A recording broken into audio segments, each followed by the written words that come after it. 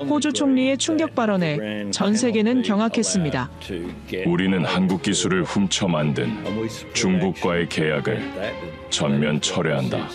불과 하루 전 중국 VN-17은 호주 육군의 차세대 장갑차로 확정된 상태. 계약 규모는 무려 7억 달러, 우리 돈으로 약 1조 원. 세계 언론은 앞다퉈 보도했습니다. 이건 중국의 완승이다. 한국도 이제 중국에 밀리는가?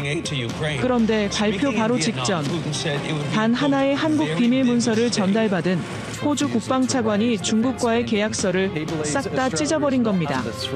중국은 격분했고 경제 보복까지 들먹이며 호주를 압박하고 있다고 하는데요. 대체 무슨 일이 벌어진 걸까요? 그리고 단 한 장의 한국 비밀 문서에는 대체 뭐라고 적혀 있었던 걸까요? 지금부터 그 충격적인 진실을 낱낱이 공개합니다. 그 전에 잠깐 1초 만에 누를 수 있는 좋아요 버튼을 꾹 눌러주시면 영상 제작에 아주 큰 힘이 됩니다. 그럼 바로 시작하겠습니다. 저는 리처드 헤이든입니다. 호주 국방부 차관이죠. 오늘은 제 인생에서 가장 중요한 결정을 내려야 하는 날입니다. 캔버라의 국방부 청사 17층, 제 사무실 창문 너머로 보이는 평화로운 풍경과는 달리 제 마음은 무겁기만 합니다. 책상 위에는 두 개의 파일이 놓여 있어요. 하나는 중국산 VN-17 장갑차, 다른 하나는 한국산 K-21 장갑차 자료입니다. 겉보기엔 단순한 무기 도입 계약서 같지만 이 결정이 우리 병사들의 생명을 좌우할 거라는 걸 저는 너무 잘 알고 있습니다. 차관님, 오늘 오후 3시에 최종 브리핑이 예정되어 있습니다. 비서 메리가 조용히 말했습니다. 저는 고개를 끄덕이며 다시 자료를 들여다봤어요. 숫자로만 보면 중국 VN-17이 압도적이었습니다. 가격은 30% 저렴하고 현지 공장 건설의 기술 이전까지 제한했죠. 정치권에서는 이미 결정난 듯 분위기였습니다. 중국과의 경제 협력을 생각하면 당연한 선택 아닌가요? 어제 국방장관이 제게 한 말입니다. 논리적으로는 맞는 말이에요. 하지만 저에게는 숫자로 설명할 수 없는 무언가가 걸리고 있었습니다. 제 서랍을 열었습니다. 거기엔 3년 전 받은 편지 2통이 있어요.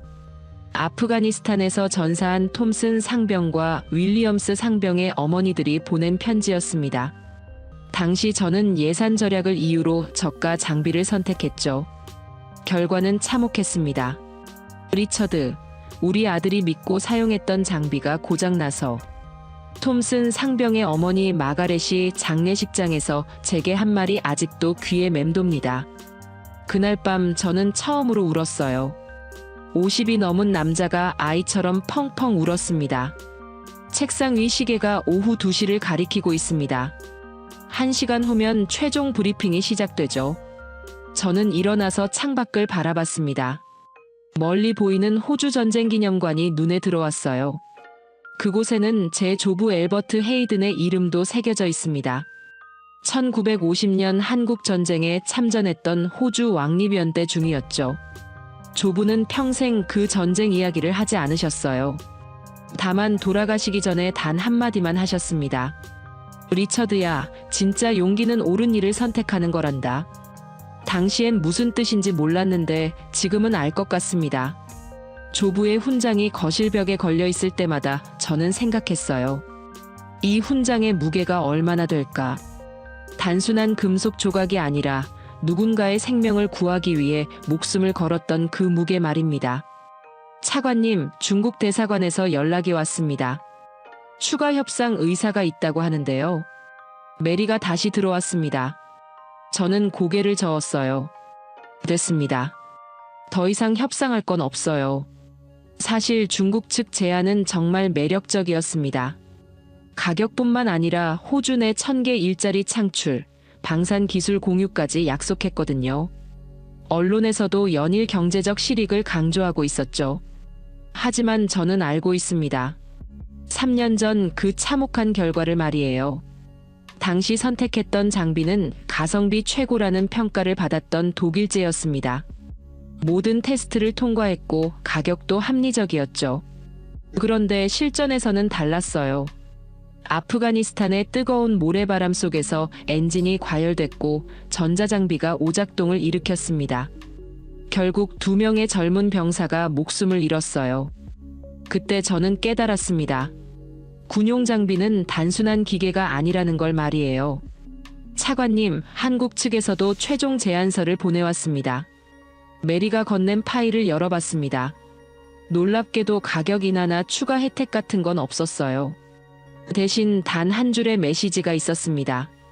우리는 호주 병사들의 생명을 지키기 위해 최선을 다하겠습니다. 이상했습니다. 다른 업체들은 모두 경제적 이익을 강조하는데 한국만은 처음부터 끝까지 기술과 성능 이야기만 했어요. 마치 이 장비가 단순한 상품이 아니라는 듯이 말이죠. 제 휴대폰이 울렸습니다. 총리실에서 온 전화였어요. 헤이든 차관, 중국 측 제안은 정말 놓치기 아까운 기회입니다. 신중하게 검토해 주시기 바랍니다. 정치적 압박이 시작됐습니다. 예상했던 일이에요. 하지만 저는 이미 마음속으로 결정을 내리고 있었습니다. 3년 전의 실수를 반복할 수는 없다고 말이에요. 시계가 2시 30분을 가리키고 있습니다. 이제 정말 결정해야 할 시간이 다가왔어요. 저는 다시 서랍을 열고 그 편지들을 꺼냈습니다. 톰슨 상병 어머니의 마지막 편지에는 이런 구절이 있었어요. 부디 다른 어머니는 저와 같은 고통을 겪지 않기를 바랍니다. 그 순간 제 마음이 정해졌습니다. 이번에는 절대 실수할 수 없다고. 생명을 지키는 장비를 선택해야 한다고 말이에요. 가격이 아니라 진심으로, 정치가 아니라 기술로, 숫자가 아니라 믿음으로 선택해야 한다고. 오후 3시 정각 국방부 대회의실 문이 열렸습니다. 육군 참모총장 마이클, 방산청장 로버트, 예산실장 데이비드까지 총 12명의 핵심 인사들이 둘러앉았어요. 공기가 무거웠습니다. 모든 사람의 표정에서 이미 답이 정해진 듯한 분위기가 느껴졌거든요. 자, 이제 최종 결정을 내려야 합니다. 제가 회의를 시작했지만 속으로는 벌써 한숨이 나왔어요. 대부분이 중국 VN-17 쪽으로 기울어져 있다는 걸 알 수 있었습니다. 예산실장 데이비드가 제일 먼저 입을 열었어요. 차관님, 현실적으로 생각해 봅시다. 중국 측 제안을 거절할 이유가 없지 않습니까? 30% 가격 인하의 현지 공장 건설까지 약속했는데요. 맞는 말이었습니다. 경제적으로만 따지면 중국 제안이 압도적이었거든요. 하지만 저는 다른 걱정이 있었어요. 기술적인 측면은 어떻게 보십니까? 제가 방산청장 로버트에게 물었습니다. 로버트는 잠깐 머뭇거리더니 조심스럽게 대답했어요. 그게 사실 좀 미묘한 부분이 있습니다. 미묘하다니요?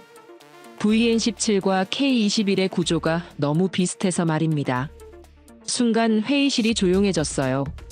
모두가 알고 있지만 누구도 공개적으로 말하고 싶어하지 않는 문제였거든요. 육군 참모총장 마이클이 심각한 표정을 지으며 말했습니다. 2010년 홍콩 사건을 말하는 건가요? 맞습니다. 로버트가 고개를 끄덕였어요. 저도 그 사건에 대해서는 잘 알고 있었습니다. 2010년 사우디아라비아에서 전시를 마친 K-21 장갑차가 한국으로 돌아가던 중 홍콩 세관에 억류된 사건이었죠. 무려 50일 동안 억류됐잖습니까? 방산청 기술 담당관 제임스가 덧붙였습니다. 서류 미비가 이유였다고 하는데 한 달 만에 서류를 다 준비해줬는데도 20일이나 더 붙잡아뒀죠. 그리고 그 이후에 중국이 공개한 VN-17이 로버트가 말을 흐렸습니다. 다 말하지 않아도 모두가 알고 있는 내용이었어요. VN-17의 구조가 K-21과 놀랍도록 유사했다는 것 말이죠. 데이비드가 날카롭게 물었습니다. 그럼 VN-17이 K-21을 베낀 거라는 말씀입니까? 아무도 확실하게 대답하지 못했어요. 의심은 있지만 명확한 증거는 없었거든요. 설령 그렇다고 해도 성능에는 문제 없다는 평가 아닙니까? 데이비드가 계속해서 중국 쪽을 옹호했습니다. 분명히 위에서 압박을 받고 있는 게 느껴졌어요. 저는 조용히 말했습니다. 문제는 성능이 아닙니다. 신뢰성이죠. 신뢰성이요? 겉모양을 베끼는 건 쉽습니다. 하지만 핵심 기술까지 완벽하게 재현하기는 어려워요. 특히 극한 상황에서의 안정성은 더욱 그렇죠. 몇몇 참석자들이 고개를 끄덕였지만 데이비드는 여전히 회의적이었어요. 하지만 차관님, 중국도 이미 VN-17을 여러 나라에 수출했고 실전 경험도 있습니다. 추측만으로 배제하기엔. 그때 제 휴대폰이 진동했습니다. 총리실에서 온 문자였어요.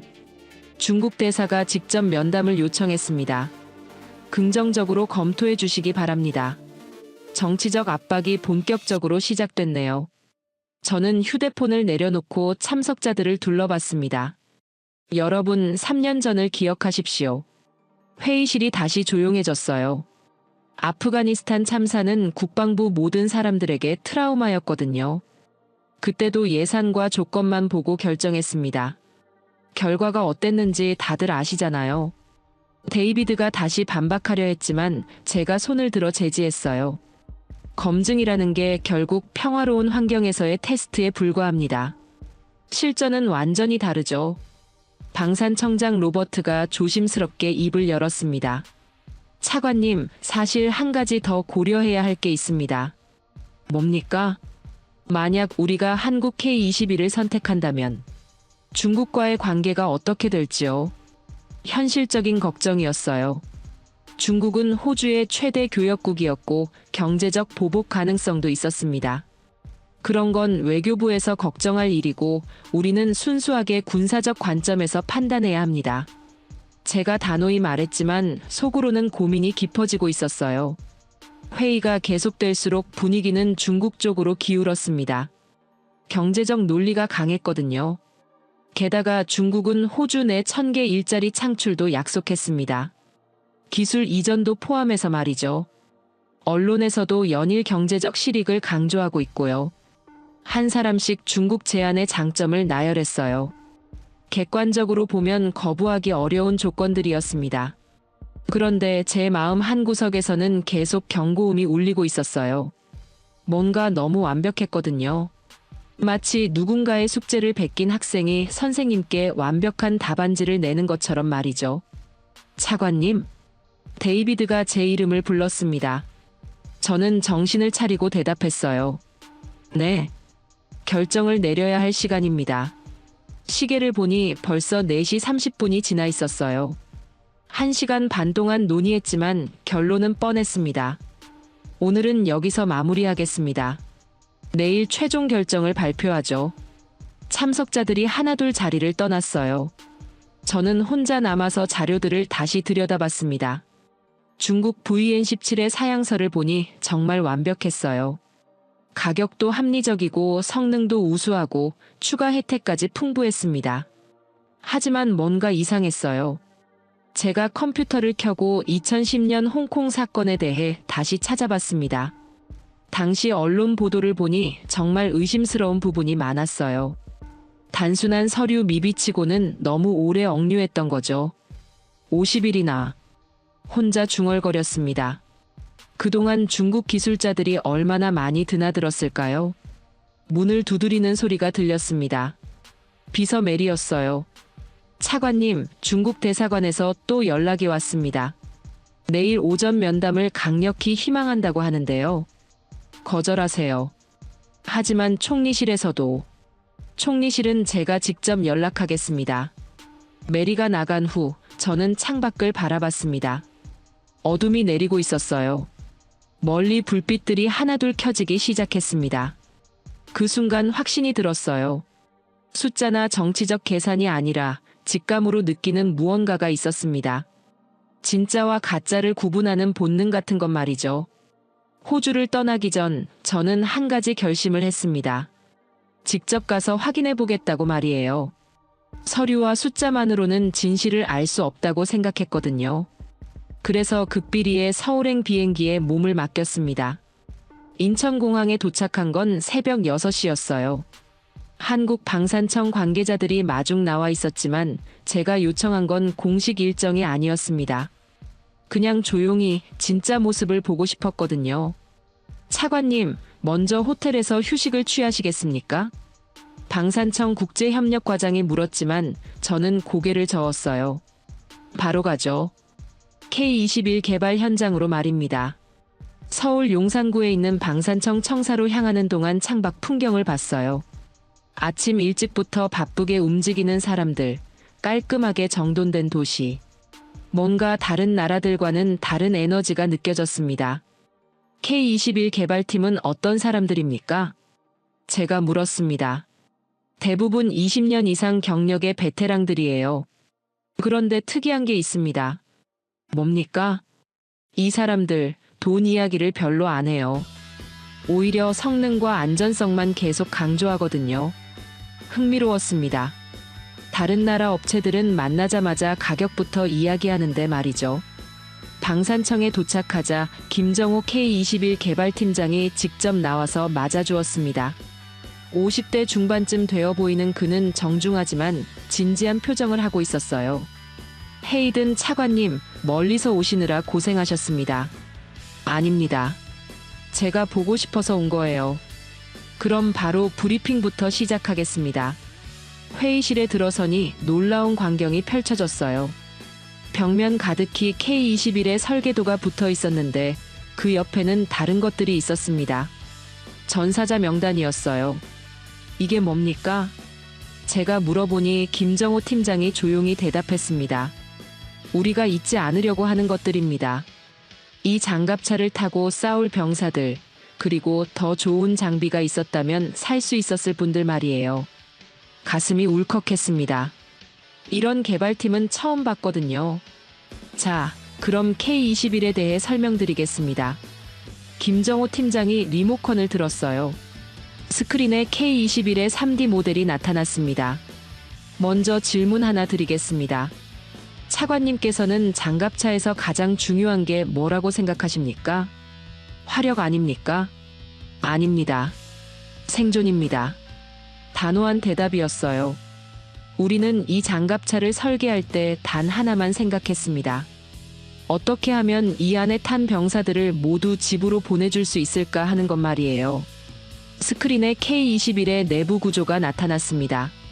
놀라웠어요. 모든 설계가 승무원 보호에 집중되어 있었거든요. 보십시오. 이 비자형 선체 구조는 지뢰 폭발 시 충격을 분산시킵니다. 그리고 이 이중 장갑은 기술자가 하나하나 설명할 때마다 감탄이 나왔어요. 단순히 철판을 두껍게 만든 게 아니라 과학적으로 계산된 각도와 재질로 만들어져 있었습니다. 열 문제는 어떻게 해결했습니까? 제가 물었어요. 아프가니스탄 같은 더운 지역에서 장비 과열은 치명적이거든요. 좋은 질문입니다. 김정호 팀장이 미소를 지었어요. 우리는 UAE 사막에서 50도가 넘는 온도로 6개월간 테스트했습니다. 엔진 냉각부터 전자장비 보호까지 모든 부품이 극한 환경에서 작동하도록 설계했어요. 습도는 어떻습니까? 동남아시아 우기철 환경도 재현해서 테스트했습니다. 습도 90%에서도 문제없이 작동해요. 하나씩 물어볼 때마다 완벽한 답변이 돌아왔습니다. 그런데 신기한 건 이 사람들이 단 한 번도 가격 이야기를 하지 않는다는 거였어요. 혹시 생산 비용은 어떻게 됩니까? 제가 직접 물어봤습니다. 비용보다는 가치를 봐주셨으면 좋겠습니다. 예상치 못한 대답이었어요. 우리는 이 장갑차를 만들면서 한 번도 얼마나 싸게 만들까를 고민하지 않았습니다. 대신 얼마나 안전하게 만들까만 생각했어요. 하지만 경쟁사들은 차관님, 생명에 할인이 있을 수 있습니까? 김정호 팀장의 말에 저는 할 말을 잃었어요. 맞는 말이었거든요. 그럼 이제 실제 기동 시연을 보시겠습니까? 청사 밖 시험장으로 이동했습니다. 거기서 실물 K-21을 처음 봤어요. 사진으로 봤을 때와는 완전히 다른 느낌이었습니다. 살아있는 것 같았거든요. 시동 걸겠습니다. 엔진 소리가 들려왔어요. 부드럽고 힘찬 소리였습니다. 그리고 K-21이 움직이기 시작했어요. 경사로를 오르내리고 방향을 바꾸고 심지어 물속으로 들어가는 모습까지 마치 살아있는 동물처럼 유연하게 움직였습니다. 저기 보이는 게 에어백 시스템입니다. 김정호 팀장이 가리켰어요. K21 양쪽으로 풍선 같은 게 펼쳐지더니 물 위에 떠올랐습니다. 세계에서 유일한 에어백 도하 시스템이에요. 다른 나라들은 모두 다리를 놓거나 특수 장비를 써야 하는데 우리는 스스로 물을 건넙니다. 정말 놀라웠어요. 기술력도 기술력이지만 이런 걸 만들어낸 발상 자체가 대단했습니다. 포 사격도 보시겠습니까? 40m 기관포가 목표물을 향해 발사됐어요. 정확했습니다. 그리고 반동 제어도 완벽했어요. 저 포는 대공 사격도 가능합니다. 헬기나 드론까지 잡을 수 있어요. 모든 게 완벽했습니다. 그런데 뭔가 다른 점이 있었어요. 이 사람들의 눈빛 말이에요. 김 팀장님, 솔직히 물어봐도 될까요? 네, 말씀하세요. 왜 이렇게까지 하십니까? 다른 업체들처럼 적당히 만들어도 팔릴 텐데요. 김정호 팀장이 잠시 멈춰 섰습니다. 그리고 조용히 말했어요. 차관님, 1950년을 아십니까? 한국 전쟁 말씀입니까? 네. 그때 호주 군인들이 우리를 위해 싸웠습니다. 많은 분들이 돌아가지 못했어요. 가슴이 뭉클했습니다. 우리는 그 은혜를 잊지 않았습니다. 그래서 더욱 좋은 걸 만들고 싶었어요. 호주 병사들이 안전하게 임무를 수행할 수 있도록 말입니다. 그 순간 깨달았어요. 이건 단순한 무기가 아니었습니다. 70년 전 맺어진 인연이 기술로 이어진 거였어요. 그래서 우리는 이 장갑차를 단순한 제품이 아니라 약속이라고 생각합니다. 김정호 팀장의 말에 저는 숙연해졌어요. 이런 마음으로 만들어진 장비라면 분명히 다를 거라는 확신이 들었습니다. 시연이 끝나고 다시 회의실로 돌아왔을 때 저는 이미 마음을 정하고 있었어요. 숫자나 조건이 아니라 진심을 선택하고 싶었습니다. 마지막으로 하나만 더 물어보겠습니다. 네, 말씀하세요. 혹시 이 기술을 다른 나라에서 베꼈다면 어떻게 생각하십니까? 김정호 팀장의 표정이 단단해졌어요. 차관님, 베낄 수는 있어도 마음까지는 베낄 수 없습니다. 우리가 이 장갑차에 담은 건 기술이 아니라 믿음입니다. 그 말이 제 가슴을 파고들었어요. 바로 그거였습니다. 제가 찾고 있던 답이 말이에요. 서울에서 돌아온 다음 날, 저는 내각 최종 보고서 작성에 착수했습니다. 하지만 분위기는 전혀 좋지 않았어요. 제가 서울에 다녀온 사실이 언론에 알려졌거든요. 차관, 비공식 방한 목적이 뭡니까? 기자들이 공항에서부터 몰려들었어요. 저는 노코멘트만 반복했지만 이미 늦었습니다. 정치권에서 수군거리기 시작했거든요. 사무실에 도착하자마자 비서 메리가 급하게 들어왔습니다. 차관님, 큰일 났습니다. 중국 측에서 추가 제안을 해왔어요. 또 뭡니까? 가격을 추가로 15% 더 인하하겠다고 합니다. 거기다 호주 내 생산 공장도 3개에서 5개로 늘리겠다고 해요. 놀라운 조건이었어요. 이미 파격적이었던 제안을 더욱 좋게 만든 거였습니다. 그뿐만 아니라 기술 이전 범위도 확대하겠다고 하고 현지 일자리도 1,500개로 늘리겠다고 합니다. 완전히 거부할 수 없는 조건이 되어버렸어요. 정치적으로 보면 말이죠. 점심시간쯤 국방장관 윌리엄에게서 전화가 왔습니다. 헤이든, 중국 측 추가 제안을 받나? 네, 방금 받았습니다. 이 정도면 반대할 이유가 없지 않겠나? 게다가 자네가 한국에 다녀온 건 좀 문제가 있어 보이는데. 예상했던 반응이었어요. 장관님, 기술적 검토는 필수입니다. 그건 그렇지만 언론에서 벌써 수상한 눈으로 보고 있어. 자네가 한국 측과 무슨 거래를 했다는 소문까지 돌고 있다고. 마음이 무거워졌어요. 진실을 찾으려 했던 노력이 오히려 의혹을 불러일으킨 거였습니다. 오후 2시 예정된 국방위원회 브리핑이 있었어요. 의원들의 표정이 심상치 않았습니다. 차관, 한국 방문 목적부터 명확히 해주시죠. 보수당 의원 톰슨이 날카롭게 물었어요. 기술적 검토를 위한 현지 조사였습니다. 그런데 왜 공식 절차를 밟지 않았죠? 마치 뭔가 숨기려는 것처럼 보이는데요. 그런 의도는 전혀 없었습니다. 하지만 의원들은 납득하지 않는 분위기였어요. 솔직히 말해서 한국사는 감성팔이 아닙니까? 노동당 의원 존슨이 비꼬듯 말했습니다. 70년 전 전쟁 이야기를 들고 나와서 우리 감정에 호소하려는 거죠. 하지만 현실은 다릅니다. 우리에게 필요한 건 실리예요. 다른 의원들도 고개를 끄덕였어요. 중국은 구체적인 경제적 이익을 제시했습니다. 일자리, 기술, 투자까지 말이에요. 한국은 뭘 줄 수 있나요? 게다가 K21은 이미 기술 유출 의혹도 있지 않습니까? 2010년 홍콩 사건 말입니다. 의원들의 공세가 계속됐어요. 저는 최대한 차분하게 대답하려 했습니다. 의원님들, 장비 선택에서 가장 중요한 건 성능과 신뢰성입니다. 하지만 경제성도 무시할 수 없죠. 납세자들의 세금으로 사는 거니까요. 맞는 말이었어요. 하지만 3년 전 일이 자꾸 떠올랐습니다. 브리핑이 끝나고 사무실로 돌아오니 더 충격적인 소식이 기다리고 있었어요. 차관님, 언론에서 큰일 났습니다. 메리가 태블릿을 들고 왔어요. 헤드라인이 눈에 들어왔습니다. 국방차관, 한국 측과 유착 의혹. 기사를 읽어보니 화가 났어요. 사실관계도 확인하지 않고 추측성 보도를 한 거였습니다. 차관이 비공식적으로 한국을 방문한 것은 뇌물수수 가능성을 시사한다. 합리적인 중국 제안을 거부하려는 이유가 석연치 않다.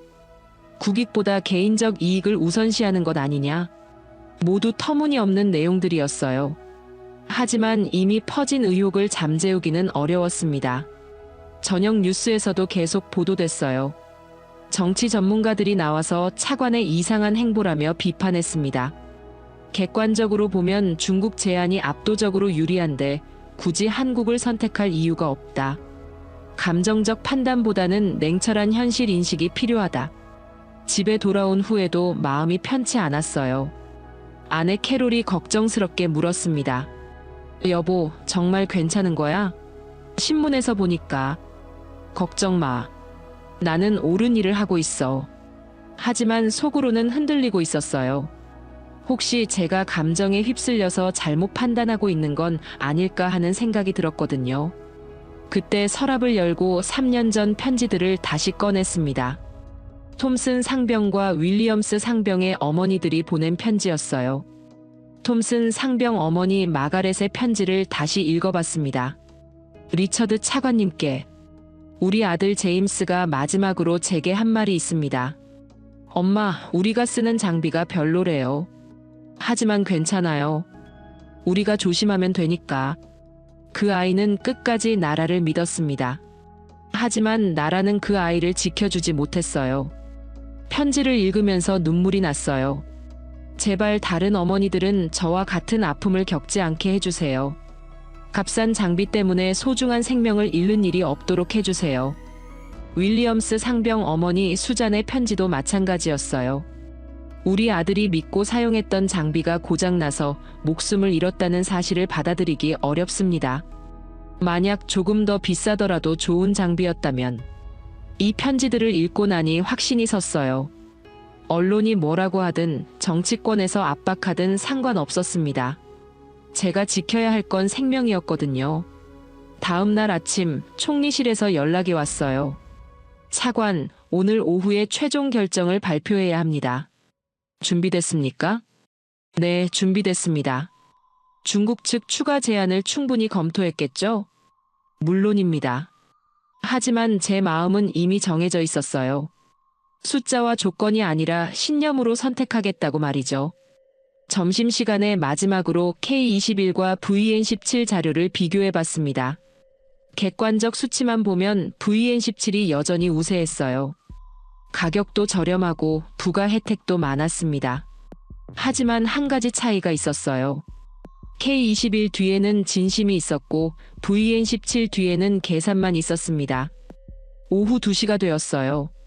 발표 시간이 다가왔습니다. 제가 내릴 결정이 수많은 병사들의 생명을 좌우할 거라는 걸 알고 있었어요. 마지막으로 조부 엘버트의 사진을 봤습니다. 70년 전 한국 땅에서 싸웠던 그분이 지금 제게 뭐라고 하실까요? 진짜 용기는 옳은 일을 선택하는 거란다. 조부의 말씀이 다시 들려왔어요. 그리고 제 마음이 완전히 정해졌습니다. 발표를 하루 앞둔 그날 밤, 저는 사무실에서 마지막 점검을 하고 있었습니다. 시계가 밤 11시를 가리키고 있었어요. 캔버라의 야경이 창문 너머로 반짝이고 있었지만 제 마음은 무겁기만 했습니다. 내일 발표할 내용은 이미 정해져 있었어요. 한국의 K21, 정확히는 AS21 레드백을 선택하겠다는 것이었습니다.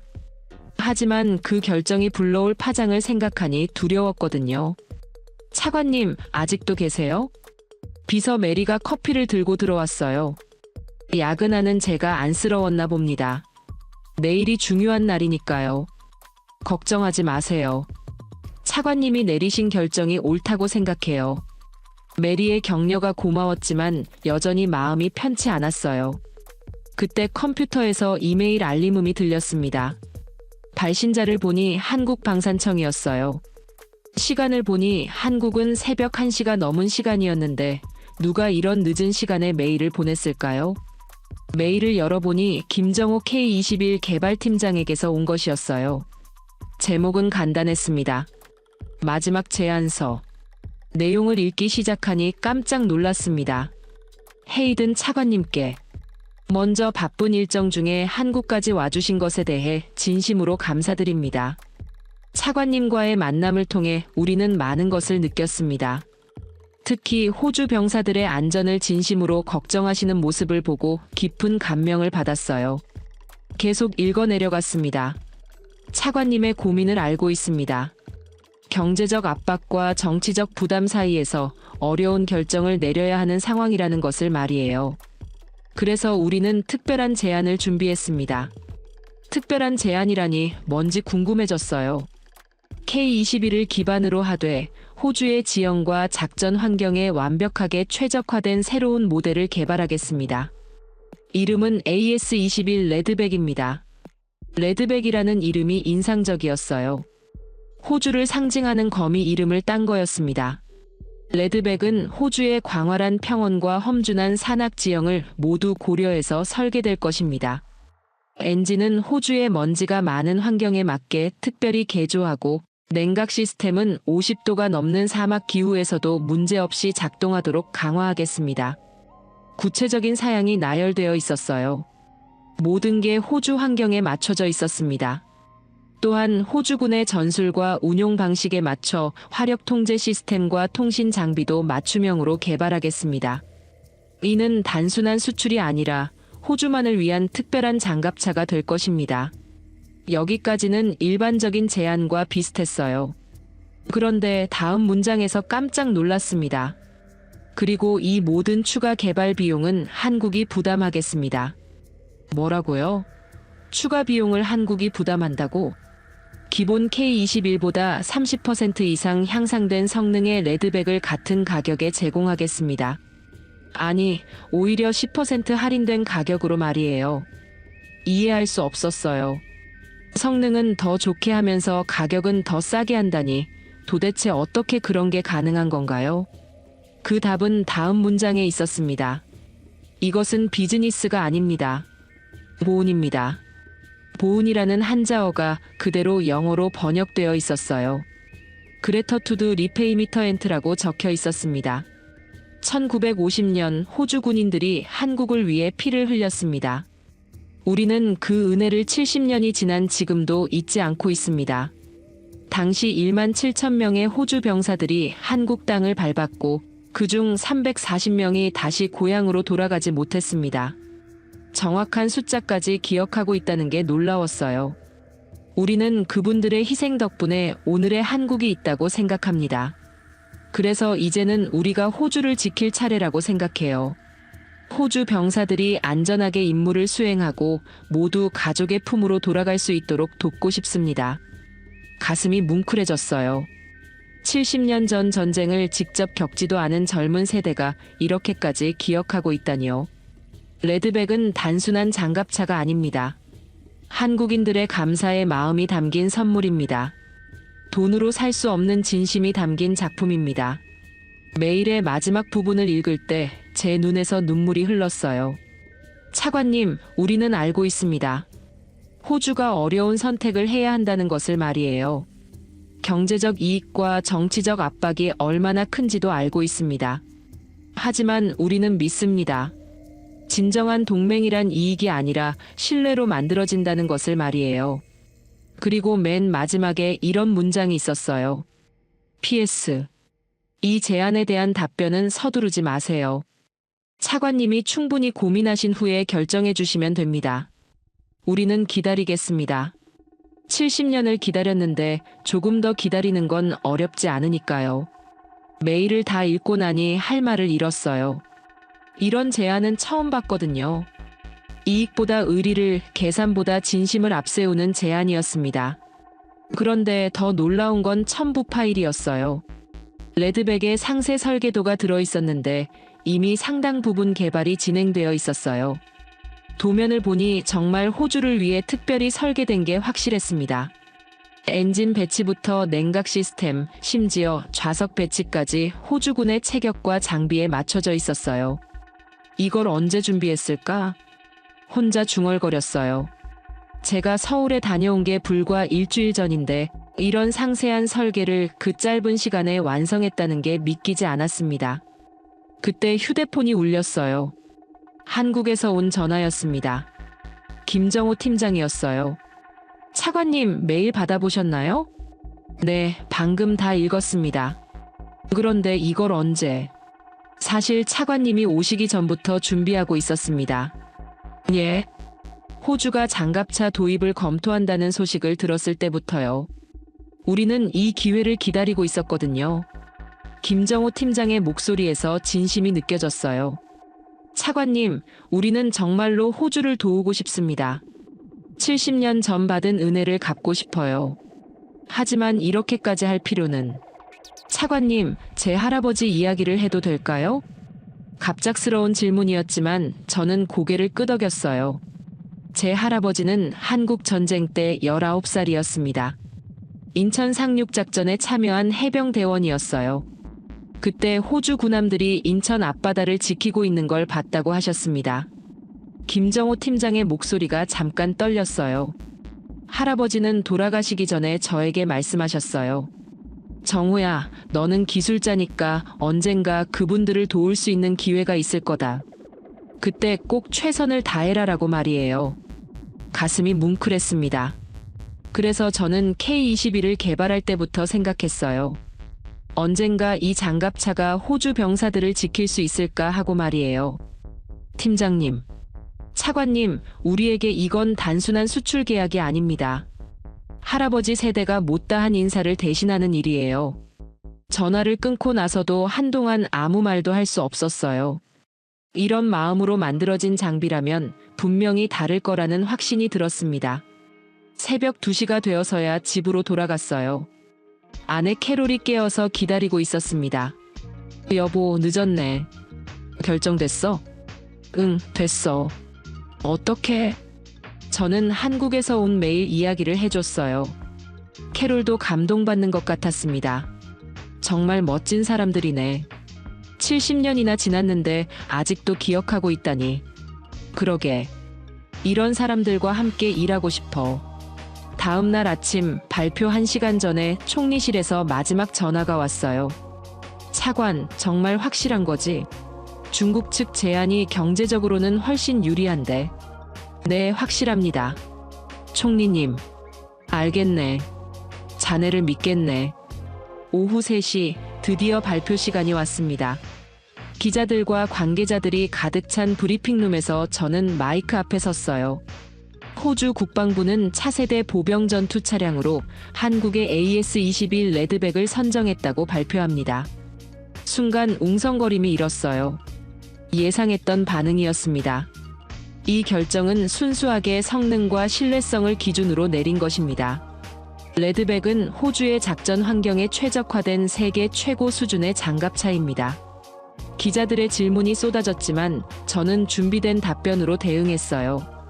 가장 중요한 건 이 결정에 대한 확신이었습니다. 발표가 끝나고 사무실로 돌아오니 한국에서 축하 메시지가 와 있었어요. 김정호 팀장의 메시지였습니다.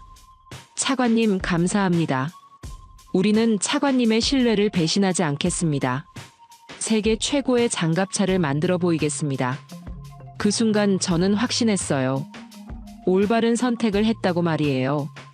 발표 다음 날 오전 9시 내각 긴급회의가 소집됐습니다. 총리 앤서니 알바니스를 비롯해 국방장관, 재무장관, 외무장관까지 핵심 강요들이 모두 참석했어요. 분위기는 예상대로 차가웠습니다. 헤이든 차관, 어제 발표가 너무 성급했던 것 아닌가? 총리가 첫 마디부터 날카로웠어요.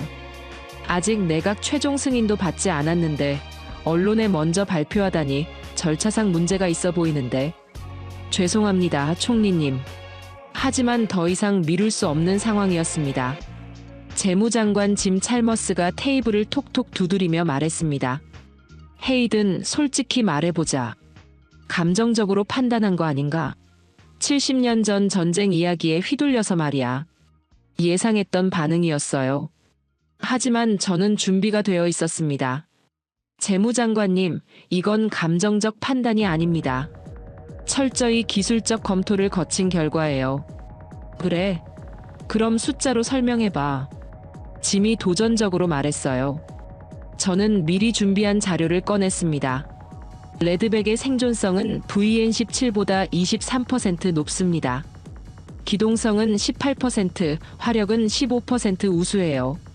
하지만 가격은 VN17보다 12% 비쌉니다. 바로 그거야. 짐이 목소리를 높였어요. 12%라는 게 얼마인지 알아? 전체 사업비로 치면 3억 달러야. 그 돈이면 학교도 짓고 병원도 지을 수 있어. 외무장관 페니 웡이 끼어들었습니다. 게다가 중국과의 관계도 생각해야 해요. 우리 최대 교역국을 화나게 만들면 경제적 타격이 얼마나 클지. 맞는 말이었어요. 하지만 저에게는 더 중요한 게 있었습니다. 장관님들, 질문 하나 드리겠습니다. 제가 일어섰어요. 3년 전 아프가니스탄에서 우리가 잃은 2명의 병사 이야기를 기억하십니까? 회의실이 조용해졌어요. 모두가 알고 있는 이야기였거든요. 톰슨 상병과 윌리엄스 상병. 당시 우리가 선택한 장비는 가성비 최고라는 평가를 받았습니다. 저는 천천히 말을 이어갔어요. 그 장비는 모든 테스트를 통과했고 가격도 합리적이었어요. 언론에서도 현명한 선택이라고 칭찬했죠. 국방장관 윌리엄이 불편한 표정을 지었습니다. 헤이든, 그 일을 지금 꺼내는 건. 하지만 실전에서는 달랐습니다. 제가 말을 막았어요. 아프가니스탄의 뜨거운 모래바람 속에서 엔진이 과열됐고 전자장비가 오작동을 일으켰어요. 결국 2명의 젊은 병사가 목숨을 잃었습니다. 재무장관 짐이 짜증스럽게 말했습니다. 그건 불가항력이었어. 누구도 예상할 수 없었던 일이야. 정말 그럴까요? 저는 서랍에서 파일을 꺼냈어요. 당시 독일 제조사에서 제공한 데이터를 다시 분석해봤습니다. 50도 이상 고온에서의 테스트 결과가 누락되어 있었어요. 뭐라고? 테스트는 40도까지만 했습니다. 하지만 아프가니스탄 여름 기온은 55도까지 올라가죠. 회의실 분위기가 변했어요. 그뿐만 아니라 먼지 투과 테스트도 유럽 기준으로만 했어요. 아프가니스탄의 미세모래는 전혀 고려하지 않았죠. 총리가 심각한 표정으로 물었습니다. 그럼 왜 당시에는 몰랐나? 우리가 가격만 보고 성급하게 결정했기 때문입니다. 제 말에 모두가 침묵했어요. 지금 중국 VN17도 마찬가지예요. 겉보기에는 완벽해 보이지만 극한 상황에서의 신뢰성은 검증되지 않았습니다. 짐이 다시 반박했습니다. 그래도 K21보다는 훨씬 경제적이야. 게다가 중국은 우리에게 1,500개 일자리를 약속했어. 일자리보다 중요한 게 있습니다. 뭐가? 생명입니다. 제가 단호히 말했어요. 재무장관님, 병사 한 명의 생명을 돈으로 환산할 수 있습니까? 그건 극단적인 표현이야. 극단적이지 않습니다. 현실이에요. 저는 가방에서 편지 2통을 꺼냈어요. 3년 전부터 계속 가지고 다니던 편지들이었습니다. 이게 뭔가? 총리가 물었어요. 톰슨 상병과 윌리엄스 상병 어머니들이 보낸 편지입니다. 제가 첫 번째 편지를 열었어요. 톰슨 상병 어머니 마가렛이 쓴 편지입니다. 제임스가 마지막으로 제게 한 말이 있습니다. 엄마, 우리가 쓰는 장비가 별로래요. 하지만 괜찮아요. 우리가 조심하면 되니까. 그 아이는 끝까지 나라를 믿었습니다. 하지만 나라는 그 아이를 지켜주지 못했어요. 회의실이 숙연해졌어요. 윌리엄스 상병 어머니 수잔의 편지도 읽어드릴까요? 아무도 대답하지 않았어요. 저는 계속 읽었습니다. 우리 아들이 믿고 사용했던 장비가 고장나서 목숨을 잃었다는 사실을 받아들이기 어렵습니다. 만약 조금 더 비싸더라도 좋은 장비였다면 우리 아들이 살아서 돌아올 수 있었을까요? 재무장관 짐의 표정이 어두워졌어요. 제발 다른 어머니들은 저와 같은 아픔을 겪지 않게 해주세요. 값싼 장비 때문에 소중한 생명을 잃는 일이 없도록 해주세요. 편지를 다 읽고 나니 회의실이 완전히 조용해졌어요. 모두가 깊은 생각에 잠긴 것 같았습니다. 장관님들, 이것이 제가 K-21을 선택한 이유입니다. 제가 편지들을 조심스럽게 접어서 다시 가방에 넣었어요. 숫자와 경제성도 중요합니다. 하지만 우리가 진짜 지켜야 할 건 병사들의 생명이에요. 총리가 조용히 물었습니다. 헤이든, 정말 확신하나? K-21이 우리 병사들을 더 안전하게 지킬 수 있다고? 네, 확신합니다. 저는 서울에서 본 것들을 떠올렸어요. K-21 개발팀을 직접 만나봤습니다. 그들은 단 한 번도 가격 이야기를 하지 않았어요. 오직 성능과 안전성만 강조했습니다. 하지만 VN-17도 외무장관이 말하려 했지만 제가 손을 들어 제지했어요. VN-17은 K-21을 베꼈을 가능성이 높습니다. 2010년 홍콩 억류 사건을 기억하세요. 하지만 그건 추측일 뿐이야. 짐이 다시 반박했어요.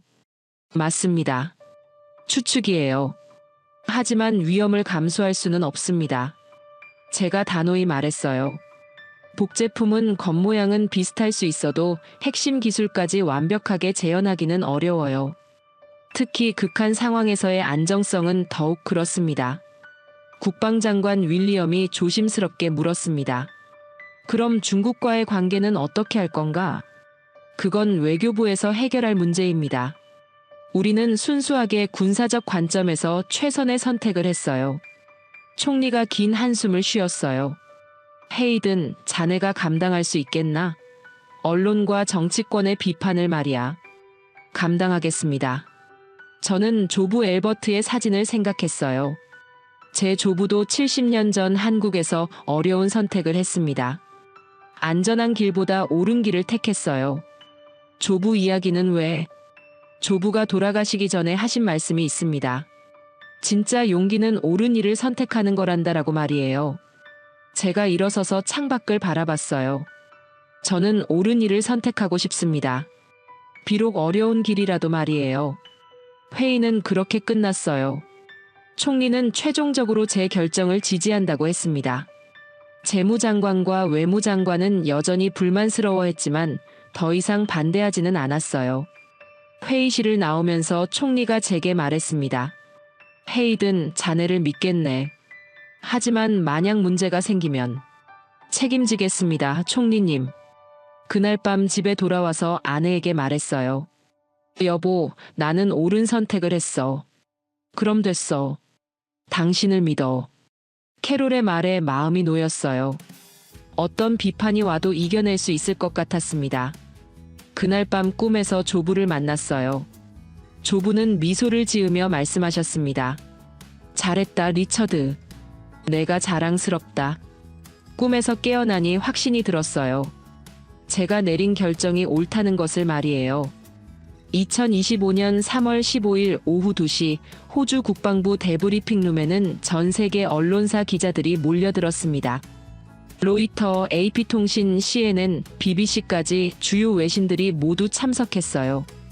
호주의 차세대 장갑차 선정 결과가 국제적으로 큰 관심을 받고 있었거든요. 저는 연단에 서서 준비된 발표문을 보며 깊은 숨을 들이쉬었습니다. 이 순간이 제 인생에서 가장 중요한 순간이 될 거라는 걸 알고 있었어요. 신사숙녀 여러분, 호주 국방부는 신중한 검토 끝에 차세대 보병 전투 차량으로 한국의 AS-21 레드백을 최종 선정했다고 공식 발표합니다. 순간 브리핑룸이 웅성거렸어요. 카메라 플래시가 터져나왔고 기자들이 급하게 메모를 하기 시작했습니다. 이번 결정은 가격이나 정치적 고려가 아닌 순수하게 성능과 신뢰성을 기준으로 내린 것입니다. 첫 번째 질문이 들어왔어요. CNN 기자였습니다. 차관님, 경제적으로 훨씬 유리했던 중국 제안을 거절한 구체적인 이유는 무엇입니까?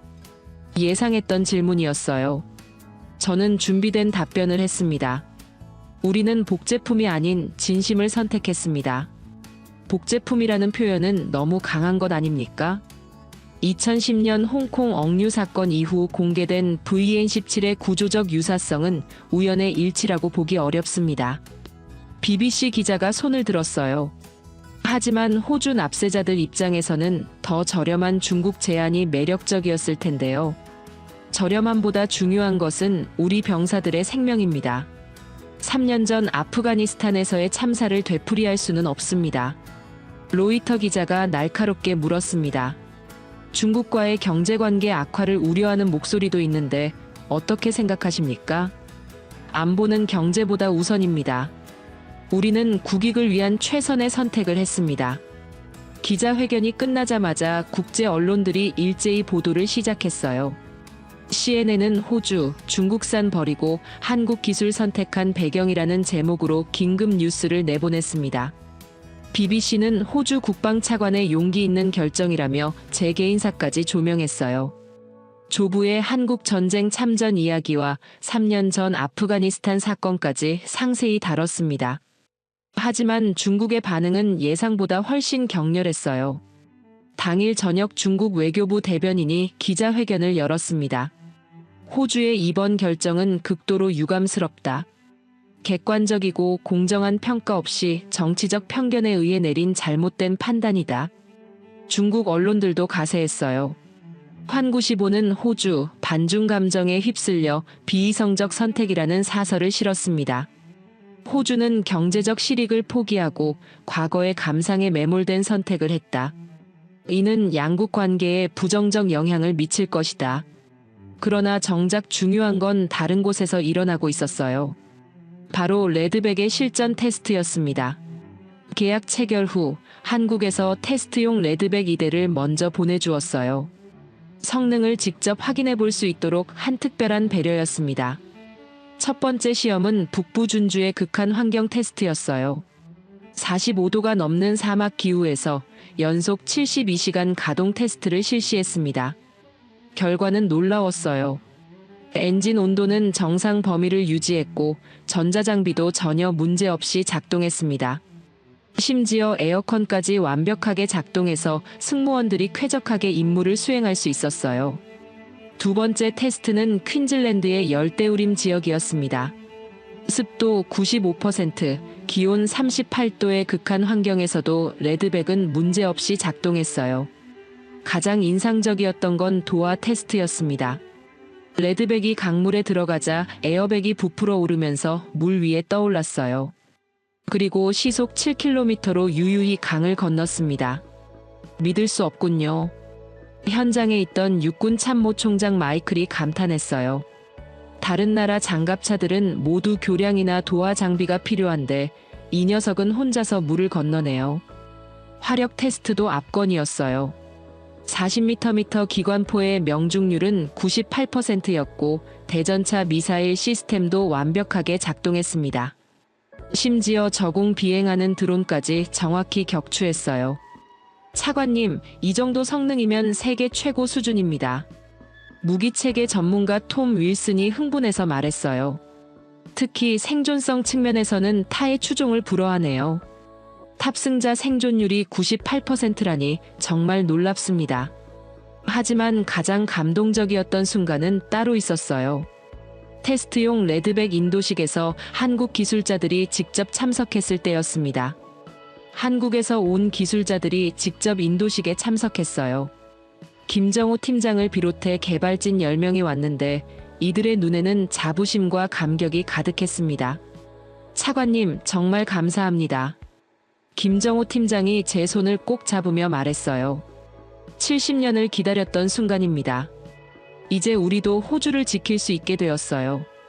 인도식이 끝난 후 저는 혼자만의 시간을 가졌습니다. 차로 1시간 거리에 있는 조부 엘버트의 묘지를 찾아갔어요. 캔버라 외곽의 작은 언덕에 있는 묘지는 조용했습니다. 조부의 묘비 앞에 무릎을 꿇고 앉았어요. 묘비에는 간단한 문구가 새겨져 있었습니다. 엘버트 헤이든 1930년에서 2010년 한국 전쟁 참전 용사 자유를 위해 싸우다. 저는 조부에게 말을 걸었어요. 할아버지, 저 해냈어요. 70년 전 할아버지가 피로 지키신 나라가 오늘 우리를 지켜주게 됐어요.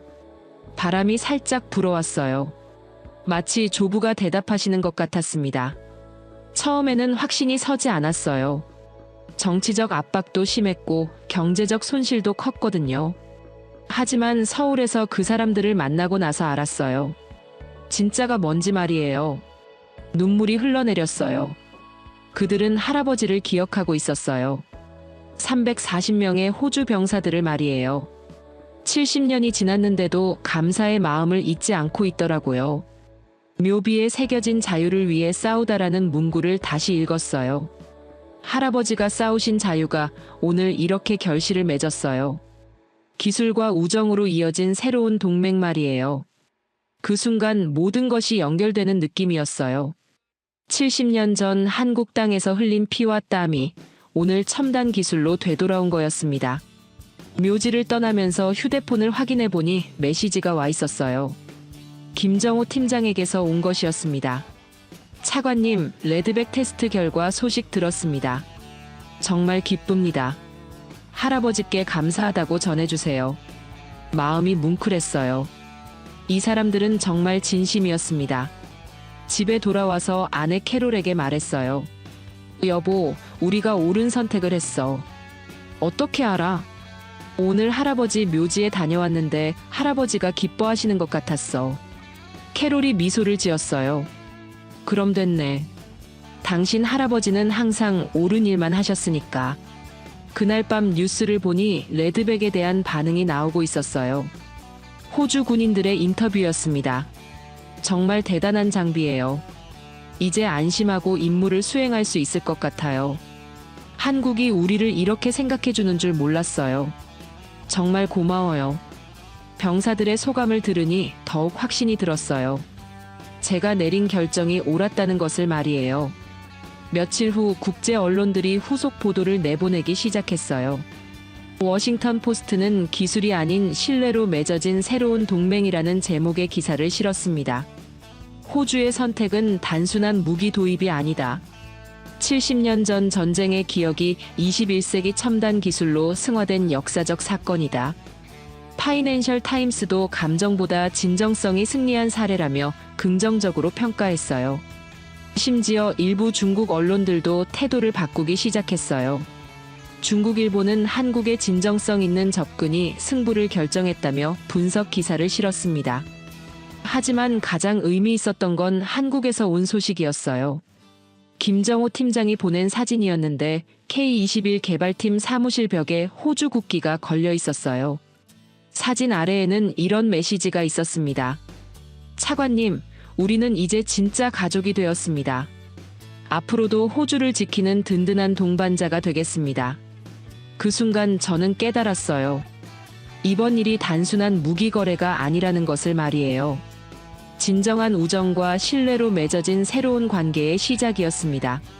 레드백은 단지 한 대의 장갑차가 아니었습니다. 그것은 70년 전 피로 맺어진 약속이 실현된 순간이었어요.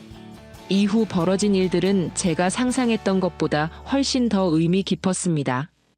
계약 발표 후 몇 주가 지나면서 전 세계에서 놀라운 반응들이 나타나기 시작했어요. 폴란드에서 제일 먼저 연락이 왔습니다. 한국 기술에 관심이 있다는 간단한 문의였는데 곧 노르웨이, 핀란드에서도 비슷한 연락들이 이어졌어요. 가장 놀라웠던 건 미국에서 온 소식이었습니다. 펜타곤 관계자가 비공식적으로 한국의 기술력을 검토하고 있다고 언급한 거예요. 미국이 다른 나라 기술을 주목한다는 건 정말 드문 일이었습니다. 하지만 숫자나 계약보다 더 중요한 변화가 있었어요. 사람들의 인식이 바뀌기 시작한 거였습니다. 어느 날 김정호 팀장에게서 특별한 연락이 왔어요. 차관님, 저희 할아버지 이야기를 더 해드려도 될까요? 갑작스러운 말이었지만 궁금했어요. 할아버지가 돌아가시기 전에 제게 남겨주신 게 있어요. 한국 전쟁 때 받으신 호주군 헬멧이었습니다. 헬멧을요? 네. 인천 상륙작전에서 부상당한 호주 병사를 구하면서 받게 되신 거라고 하셨어요. 그 병사가 고맙다며 자신의 헬멧을 선물로 주셨다고. 김정호 팀장의 목소리가 잠깐 떨렸어요. 할아버지는 그 헬멧을 평생 간직하셨어요. 그리고 저에게 말씀하셨죠. 언젠가 이 은혜를 갚을 기회가 있을 거다라고. 그제야 이해했어요. 김정호 팀장에게 레드백이 단순한 무기가 아니었다는 것을 말이에요. 그래서 레드백을 개발하면서 늘 생각했어요. 이 장갑차가 그때 그 병사의 후손들을 지킬 수 있을까 하고. 며칠 후 더욱 감동적인 소식이 들려왔어요. 한국 전체에서 레드백에 대한 관심이 폭발적으로 증가했다는 거였습니다. 특히 한국 전쟁 참전용사 가족들의 반응이 뜨거웠어요. 우리 아버지가 지키려던 그 나라가 이제 우리를 믿어준다니. 70년 만에 진짜 보답을 하게 됐네. 한국 전쟁 참전용사 유족회에서는 특별한 성명을 발표했어요. 레드백이 호주를 지키게 된 것을 자랑스럽게 생각한다. 이것이야말로 진정한 혈맹의 증거다. 국제 언론들도 주목하기 시작했어요. 하지만 이들의 관점은 단순한 무기 성능을 넘어서 있었습니다. 워싱턴 포스트는 기술과 마음이 만난 이야기라는 제목으로 심층 기사를 실었어요. 호주의 선택은 가격이 아닌 가치를 택한 것이다. 한국은 기술과 함께 진심을 전달했다. 파이낸셜 타임스도 흥미로운 분석을 내놨어요. 중국의 경제적 제한을 물리친 한국의 승리 비결은 신뢰였다. 21세기 국제관계에서 중요한 시사점을 준다. 하지만 가장 의미 있었던 변화는 제 주변에서 일어났어요. 처음에 제 결정을 비판했던 사람들이 하나둘 생각을 바꾸기 시작한 거였습니다. 재무장관 짐이 어느 날 제게 조용히 말했어요. 헤이든, 미안했네. 자네가 본 게 맞았어. 무슨 말씀이세요? 숫자만 보고 판단했던 내가 잘못이었어. 진짜 가치는 따로 있더군. 외무장관 페니도 마찬가지였어요.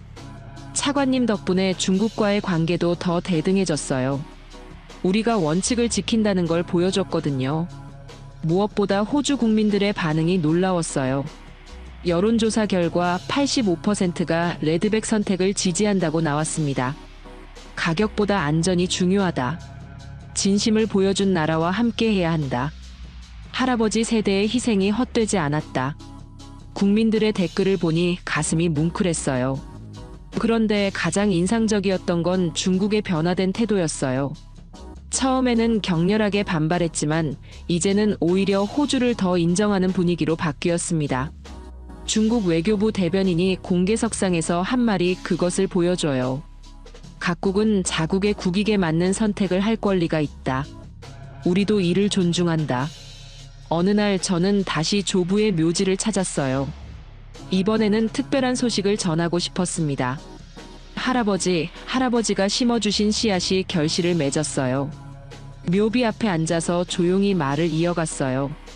70년 전 할아버지가 지키려던 자유가 오늘 이렇게 돌아왔어요. 기술로, 우정으로, 신뢰로 말이에요.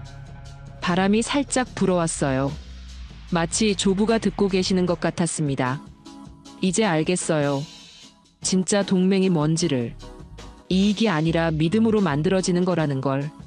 그 순간 휴대폰에 메시지가 왔어요. 김정호 팀장에게서였습니다. 차관님, 할아버지 헬멧을 호주 전쟁기념관에 기증하려고 합니다. 그 헬멧이 이제 집으로 돌아가야 할 때인 것 같아서요. 가슴이 뭉클했어요. 70년 동안 한국에 있던 호주군 헬멧이 이제 고향으로 돌아가는 거였습니다. 며칠 후 그 헬멧이 도착했어요. 낡고 상처가 많았지만 그 안에 담긴 이야기는 새로웠습니다. 헬멧 안쪽에는 작은 글씨로 이름이 새겨져 있었어요. 제이 모리선, 브리즈베인, 1950. 제이 모리슨. 브리즈번 출신의 어느 호주 병사였겠죠. 70년 전 낯선 땅에서 자유를 위해 싸웠던 젊은이. 전쟁 기념관에서 헬멧 기증식을 가졌어요. 간단한 행사였지만 의미는 깊었습니다. 이 헬멧은 70년간의 여행을 마치고 집으로 돌아왔습니다. 제가 기증식에서 한 말이었어요. 하지만 진짜 여행은 지금부터 시작됩니다. 이 헬멧이 보여주는 우정과 신뢰의 여행 말이에요. 그날 밤 집에 돌아와서 아내에게 말했어요. 여보, 우리가 정말 의미 있는 일을 한 것 같아. 어떻게? 단순히 좋은 장비를 산 게 아니라 진짜 친구를 만난 거야. 캐롤이 따뜻하게 미소 지었어요. 그럼 됐네. 그게 가장 값진 거잖아. 레드백은 이제 단순한 무기를 넘어서 상징이 되었어요. 기술과 마음이 만났을 때 어떤 기적이 일어날 수 있는지를 보여주는 살아있는 증거였습니다. 진정한 동맹은 계산이 아니라 믿음으로 만들어집니다. 그리고 그 믿음은 하루아침에 생기지 않아요. 시간과 희생, 그리고 진심이 쌓여야 만들어집니다. 70년 전 한국 땅에서 시작된 이야기가 오늘 이렇게 아름다운 결실을 맺었어요.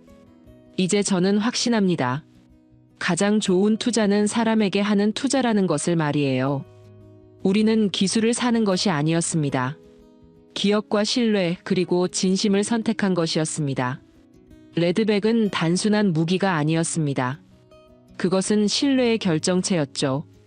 70년 전 한국을 위해 싸운 나라가 이젠 그 나라로부터 가장 강력한 무기와 함께 감사를 받았습니다. 1950년 호주의 젊은이들이 낯선 땅에서 자유를 위해 피를 흘렸습니다. 그들은 단순히 전쟁을 치른 게 아니라 씨앗을 심은 거였죠. 믿음의 씨앗을, 우정의 씨앗을 말입니다. 그 씨앗이 70년 동안 자라서 이제 열매를 맺었습니다. 한국은 기술을 넘어 기억과 보온으로 전쟁을 잊지 않았죠.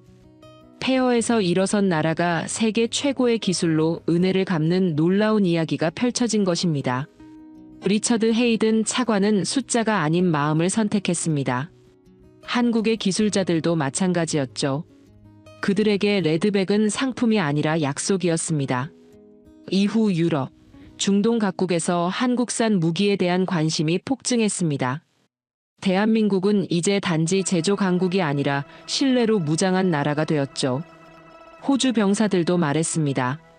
이 장비는 기술이 아니라 마음으로 만든 것 같아요. 중국의 VN-17은 K-21의 외형을 베꼈을지 모르지만 그 안에 담긴 진심까지는 베낄 수 없었습니다. 복제할 수 있는 건 기술뿐이죠. 마음은 복제할 수 없으니까 말입니다. 헤이든 차관은 확신했습니다. 우리가 선택한 건 철이 아니라 사람을 지키는 정신이었다고 말입니다. 그리고 이 이야기는 끝이 아닙니다. 한국은 지금도 세계의 신뢰와 생명을 지키는 기술로 나아가고 있죠. 폴란드에서, 노르웨이에서, 세계 곳곳에서 한국의 진심이 담긴 장비들이 자유를 지키고 있습니다. 70년 전 받은 자유가 70년 후 최첨단 기술이 되어 세상으로 퍼져나가고 있습니다. 감사에서 시작된 보온이 다시 새로운 신뢰로 이어지는 아름다운 순환이 계속되고 있죠.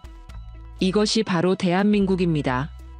은혜를 잊지 않는 나라, 70년을 기다려도 약속을 지키는 나라, 그리고 그 마음을 세계 최고의 기술로 표현할 줄 아는 나라 말입니다. 어떤 투자보다 확실한 건 사람에게 하는 투자이고 어떤 기술보다 강한 건 진심에서 나온 기술이죠. 오늘의 사연은 여기까지입니다. 구독과 좋아요는 영상 제작에 아주 큰 힘이 됩니다. 지금까지 감동테라스 저는 소희였습니다. 오늘도 우리 구독자님들의 가정에 따뜻한 행복이 가득하시길 진심으로 바라겠습니다. 긴 영상 끝까지 시청해주셔서 정말 감사합니다. 내일 더 좋은 이야기로 찾아뵙겠습니다. 감사합니다.